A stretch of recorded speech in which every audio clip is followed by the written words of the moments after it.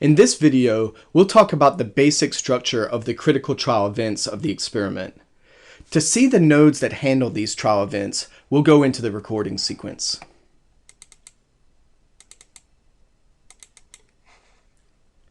The first node in the recording sequence is an update attribute action called reset variables, and it's used to reset the values of 3 variable nodes that store some behavioral data that will be collected during the trial.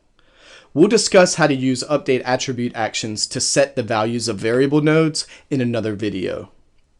The next node is the display image action, and it presents the trial's image to the participant. In another video, we'll talk about how to edit the contents of display screen actions and how to make them present different content on each trial. 2 triggers connect to the display image action: the keyboard response trigger and the timer image trigger. The keyboard response trigger has its keys property set to / and Z, so it will only fire if one of those 2 keys is pressed. Its use keyboard property is set to display computer, so it won't fire if the experimenter accidentally presses one of these keys on the host PC. The timer image trigger's duration property is set to 10,000 milliseconds. So if the participant doesn't press one of the 2 keys in 10 seconds, then the experimental flow will follow the path of the timer image trigger. If a key is pressed, then the check accuracy trigger will check the value of the key that was pressed against the key corresponding to the correct answer, as specified in the correct response column of the trial data source.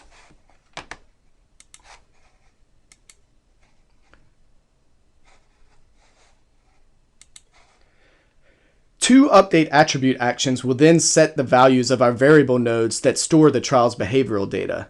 Again, we'll discuss the specifics of how this works in another video. After either a response or a timeout, some feedback is presented to the participant for 2 seconds. Once 2 seconds have elapsed, the timer feedback trigger will fire and the display blank action will then clear the screen.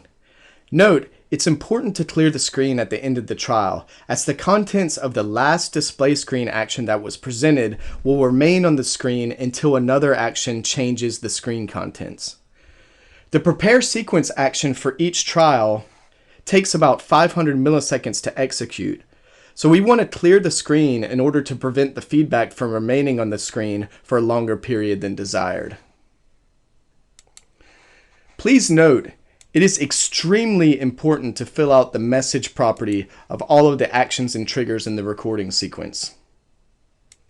When a node is executed, an event marker consisting of the text of the message property is sent to the eye tracking data file to mark the exact time of the occurrence of that experimental event.